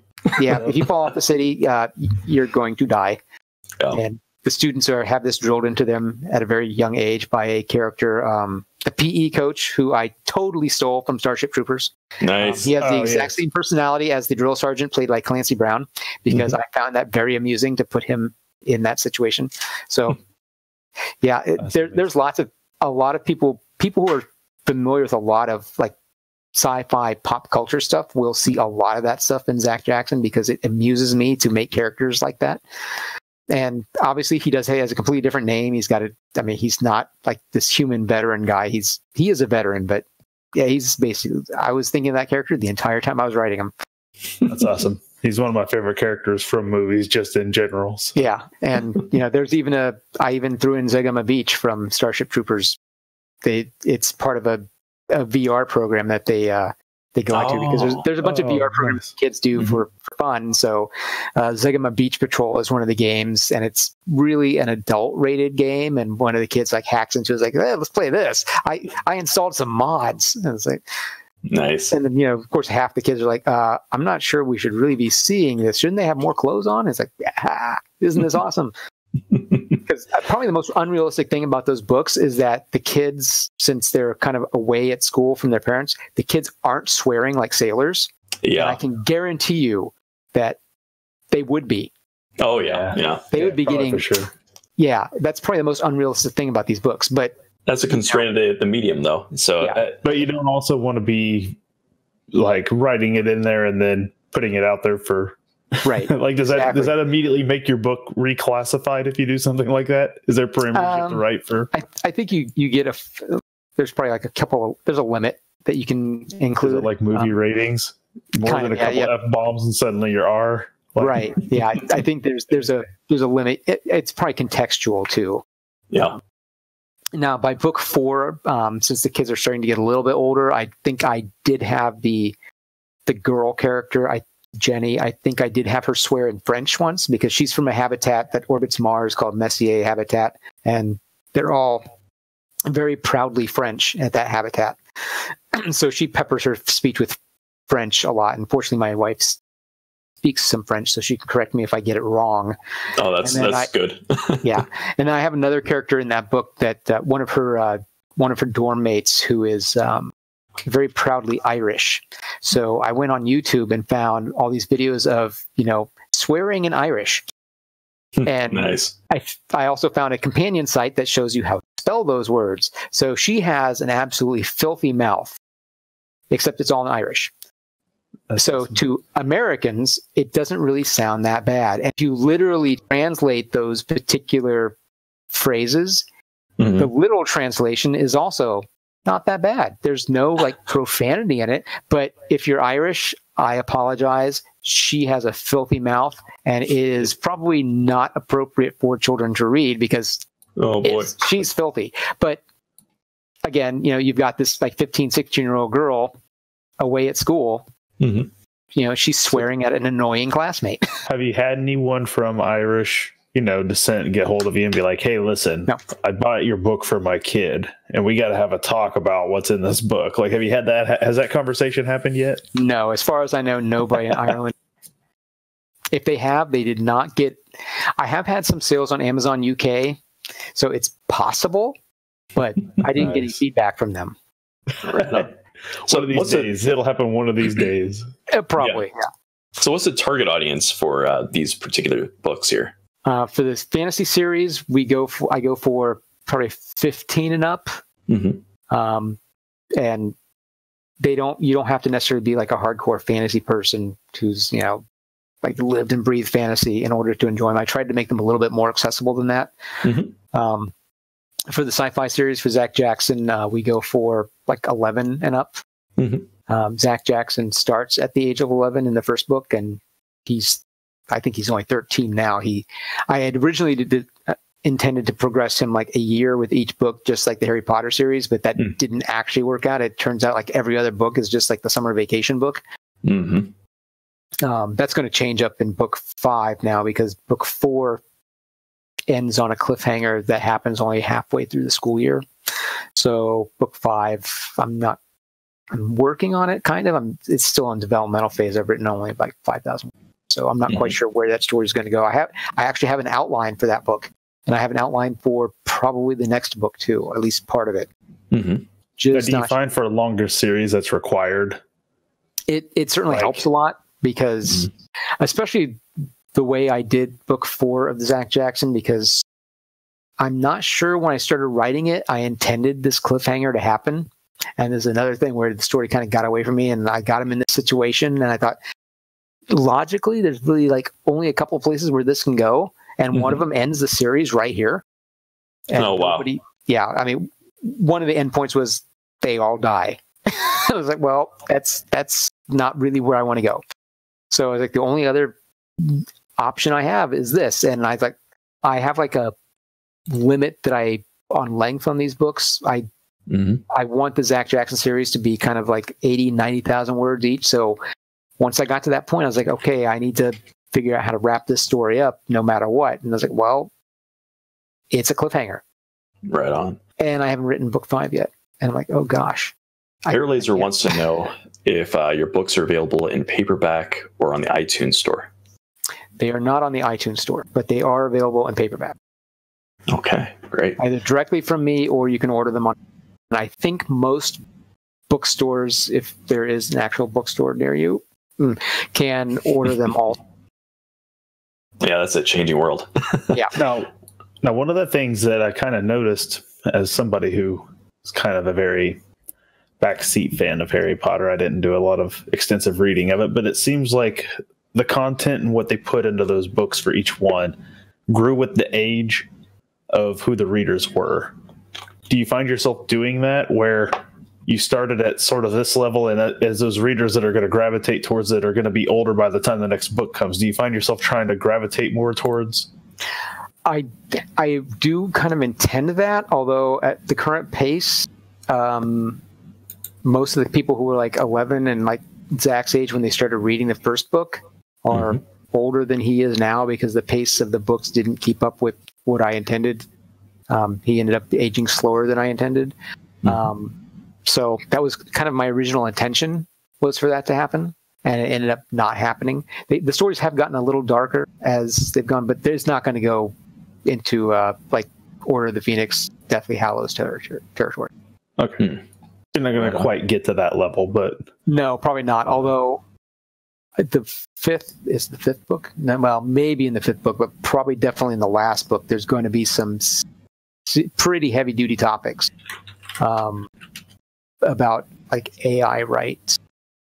Oh, interesting. What it means, because in book 4, he meets a student that nobody knows at the time, but is actually a human form replicant, because she is part of an experimental program by, I don't know, whoever. I don't actually name them, but to see if they can actually create a replicant who can blend in with society.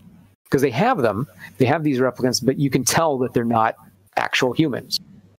And one thing that always bugged me about Star Wars was you have these droids who are very clearly sapient.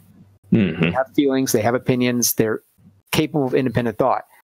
Everybody treats them like prop. I mean, it's very obviously a slave caste in Star Wars, and nobody talks about it. The only time it's ever brought up is in Solo. And it's still like played off as a joke. Right. Yeah. So that's definitely something that's going to be gone into in the 5th book, and or in the 6th book, and maybe I have the chops to pull it off and make it meaningful, or maybe it'll be ham-fisted and horrible. Yeah. We'll see. It's an interesting topic, because it could be one of those weird things with Star Wars. Maybe they know it's a simulation, that there is no lights on inside, but and how would you know the difference? Well, you see it in the way that different people treat their droids. Because if you listen to the movies, even because it's in the movies, they talk about periodic memory wipes to keep them from developing personality. Yeah. So the ones that have been on a long time, like C-3PO, and those, when you get to certain scenes in Episode 9, like he's been around and hasn't had his memory wiped in, forever. So he has all this personality, and R2-D2 has all this personality, whereas other droids who are getting it regularly, they never develop it. So it's those kind of interesting philosophical discussions exist even in Star Wars. You just don't really get into them much because the droids are typically not the main characters.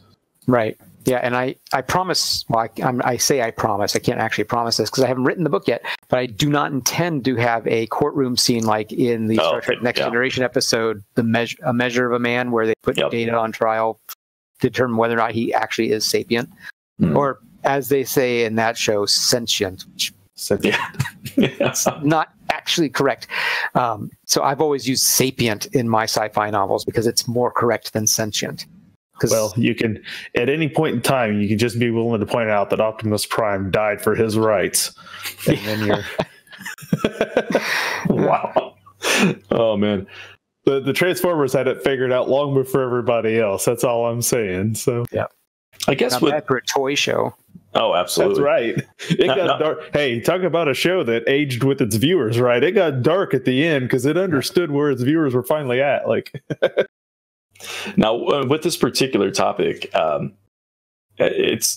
curious how you might frame it. Would you have a character that was an AI that you were kind of writing along with, or would you keep it distant so it's a more open question? Or it'll definitely be distant because there's only 2 viewpoint characters in the Zach Jackson series, and I do not intend to stray from that. It's going to be the stories are told from the point of view of Zach and Jenny. Except for book 2, which is only Zach, because I hadn't quite figured out that I need Jenny's viewpoint in there. And plus I had a really long book with just Zach's viewpoint in his first year of school away. So I'm not going to have an AI character, but I haven't quite figured out what I'm going to do with the replicant that he made friends with in book 4 yet. I know what logically should occur. I think I might get crucified if I do it. So I'm kind of afraid to actually do it because she was damaged to the point where her nature is obvious. And I think logically the people who created her would just like shut her down and wipe it and like start over. I'm not sure that people would like the few readers I actually have. I don't know that they would accept that, but like the people I live with.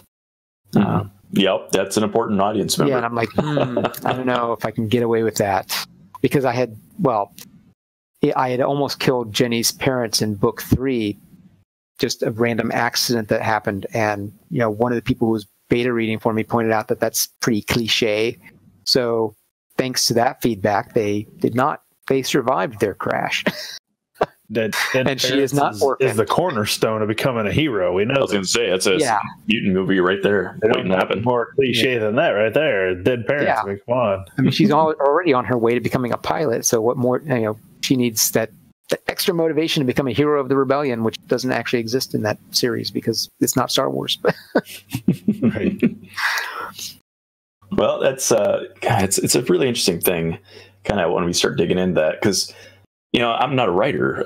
I mean, I sometimes run games and, you write plots and things, but, it comes up, you kind of come into these ideas and you really have to think about how to deploy them to get the point across that you want to get across. And I think that decision of, is it a viewpoint character or not, really massively changes the impact of that topic.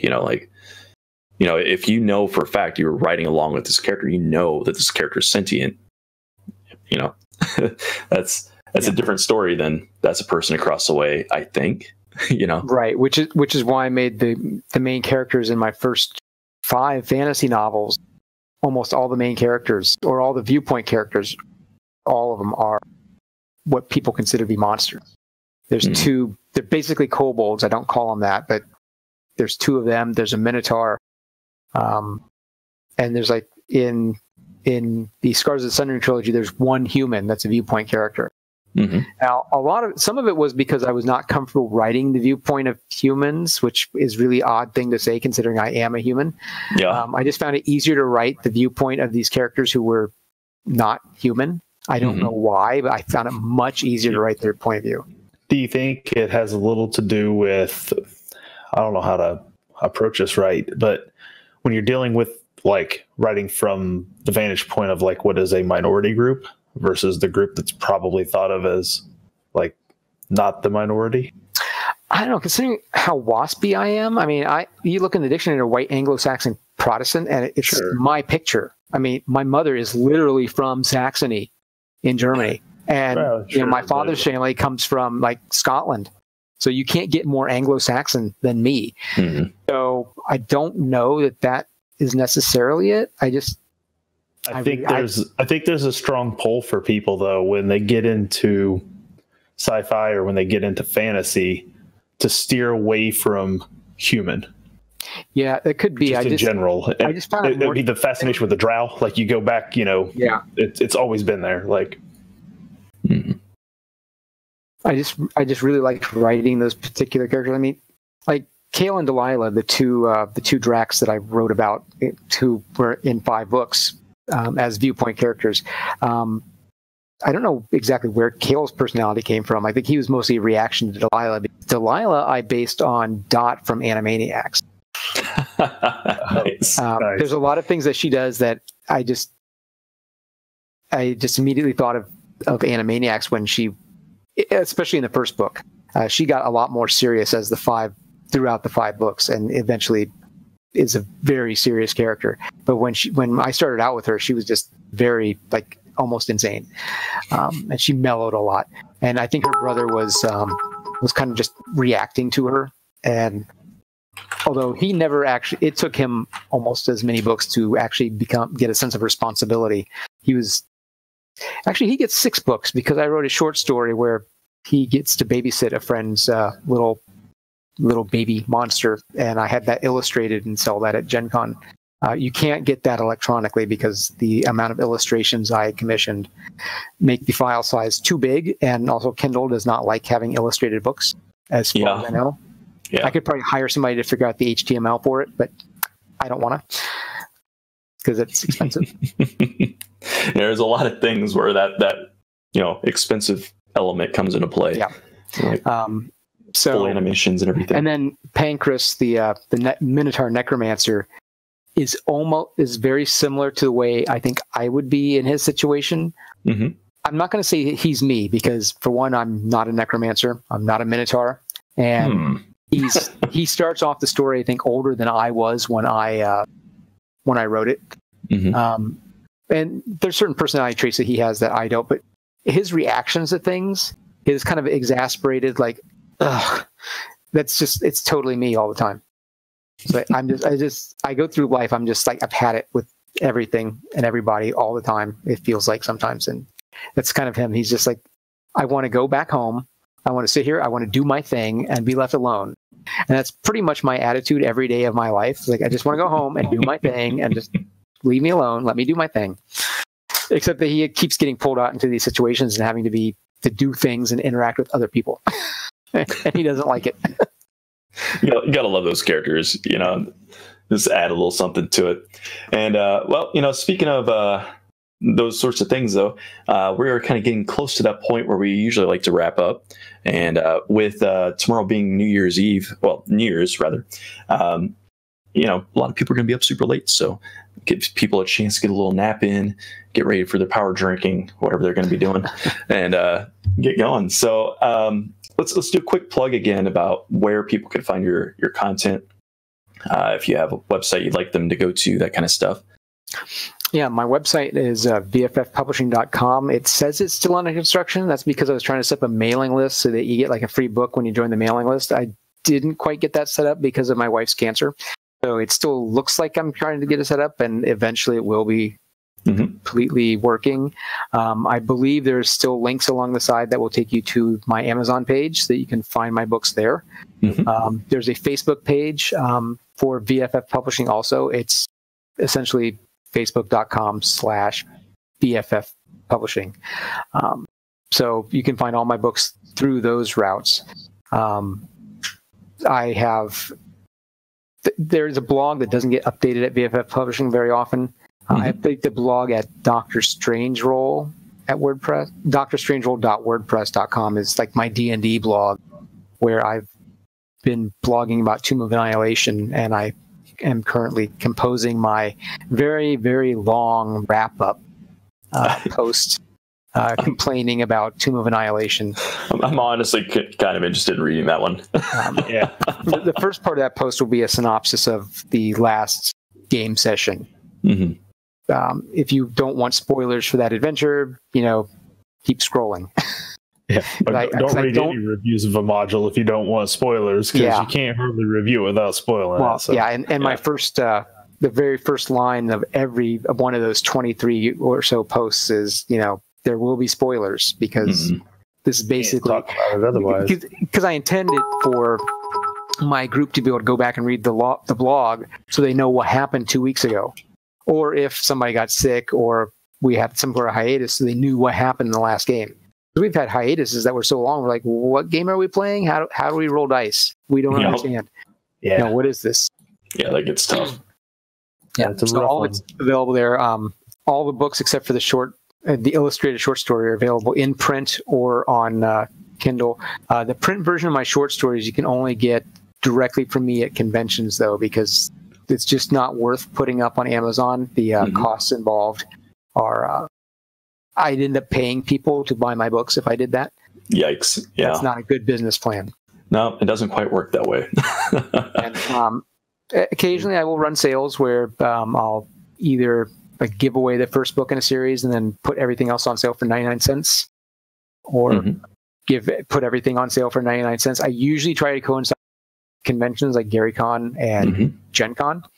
I think I intended to do that with Gamehole, and I totally spaced out or something. I didn't do it. I had a lot on my mind, but it happens. So keep an eye out for sales. Although, really $4.99 or $5.99 for not that expensive. It's a pretty good price. Yeah. And if you're a Kindle Prime member, you have access to the Kindle Unlimited Lending Library, my books for free on Amazon, and I still get paid because they pay authors who are paying that. Oh, that's awesome. Well, that's cool. People definitely take advantage of that then, if just to support them. Sounds great. So that's actually a really cool way of doing that. So this is the end of the year for us, and for everyone. Actually, that's kind of a weird sentence to say, but we've been at this for a while. I wasn't here last week to kind of do the end of year wrap up thing, so I wanted to just kind of come out and say, a big thank you to the audience that's been with us this year, as we've kind of been putting the show together. I mean, what started off as just kind of goofing around, coming up with something stupid to do on the night, has really turned out to be something really special to us. And, we have you guys to thank for that. So much appreciated. And, looking forward to next year. We got a lot of stuff kind of cooking, different ideas. I've already started this morning booking season 2. So new names are going up on the season 2 list already. So if you were a season 1 guest, you want back in, you know how to get a hold of me. Mm-hmm. And Dustin, what do we got going on with you? I know we have this Zweihander game coming up, right? Man, let's talk about the things I got going on right now. So in 2 days, you'll find me, take it back, on Thursday, after the new year, January 2nd, you will find me here Thursday, 9 p.m. for Chapter 6 of my Zweihander game, Terror in Treefell. Chapter 6 will be thus titled Over the River Through the Woods, as all 6 of my characters' players will probably now finally venture across that dreaded river they have been along for quite a while now and find out what horrible things lie on the other side. Nice. So you'll get to look forward to that. The next day on Grim and Perilous Gaming, on their channel, I play in a Zweihander game, Enemy Within. We're running a Warhammer module, a very famous Warhammer module, Enemy Within, and I play a battle nun, so it's a good time. A little halfling, 4 foot tall, maybe at most, 45 pounds, I believe I rolled on that character, and he's the mouthiest little halfling you ever met your whole life, who happens to also be an adherent nun, and is the only person in the group who can cast magic. So I got that going for me. Oh, is that a pancake? Is that a Pandad sighting? Yeah, we got a Pandad sighting coming in there. Say hi. Man. Happy New Year, everyone! Thanks, Hans. Hey, that was awesome. That was our first Pandad hat right there. Yeah. For everyone who's heard about it, that was the real deal right there. That was that's awesome. Perfect. I also appear on Notorious DMG, where we play various TTRPGs. I just played Star Wars the other day. If you watch me play my droid, INB for you. This is his designation. That's nice. And then I was also on Smart Gamer Live talking MMOs and video games over the weekend as well. So you can catch those. Those are out on VOD. And you never know when I'll pop up on those again. You're all over the place. So there's fewer places that you won't find me. Playing some video games here probably soon. Some 7 Days to Die, Jeff. Do we have that coming up? I hope so. I'm looking forward to it. We got people buying the game, so it's going to be fun to play. And then really we got our old content still up on the YouTube. So scroll down below for the panels. You'll find all of that stuff. And you were going to say something. Yeah. Let's for a moment here also just give a shout out to our stream team, because they are representing tonight. We got Kingfishy there from the Grouch Couch. I saw Z Damon was in there earlier. We got Air Laser, does a lot of good streaming over at her channel. Litching Hour, I saw him in there earlier as well. He'll be on Friday and Saturday night this week. So if you haven't checked out what he does some really cool, interesting stuff. So definitely stop in and check those guys out as well. There's links for all of them, the Grouch Couch Games, Air Laser, Litching Hour, all down in the panels. You can find a stream team panel down there, and it has all that stuff set up. It's fantastic. And thanks once again, Hans. I appreciate you making the time for us, coming out here, sharing your story. Your cat attached to your arm there, it looks like. Yeah, she's a little bitey. She's being a little bitey. This is really unusual for her. Not sure what's up. You're not Other paying than the fact that I'm not in bed right now, and that might have something to do with it. Could be. So yeah, I want to say thank you, and again, thank you to the stream team, and we'll see you guys next year. And next week, season 2 officially begins, and we have Jonathan coming with Ballad of the Pistolero. Oh, that's that Western game we just talked about, and I'm supposed to set up a playtest for it this coming weekend. So keep your Discords open. I might have to hit some people up to make this thing happen, but it'll happen. Don't you worry, one way or another.